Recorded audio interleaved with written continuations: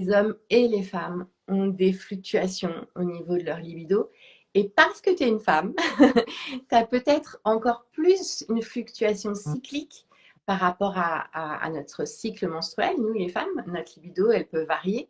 Peut-être que tu as remarqué qu'au moment de l'ovulation, tu as un petit pic de libido. Bah, la nature, elle est bien faite parce que le moment de l'ovulation, c'est le moment où on peut faire des bébés, comme par hasard.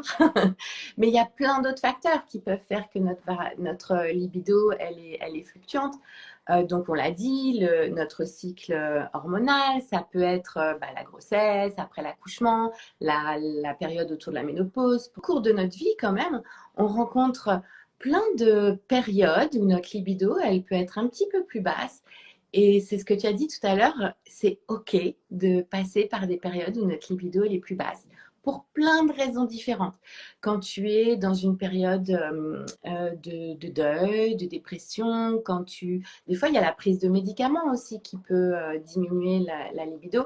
Ce qu'on ne dit pas assez aux femmes, c'est que la prise de la pilule aussi. Il y a tout plein de facteurs en fait qu'on pourrait énumérer pendant des heures, la maladie, les traitements, etc. Et puis, il y a aussi le fait que quand on est engagé dans plein de projets, toute notre énergie, y compris notre énergie sexuelle, puisque tu le sais, hein, moi, mon idée, mon image, et je sais que tu me rejoins là-dessus, c'est que notre énergie sexuelle, notre énergie vitale, c'est la même chose en fait.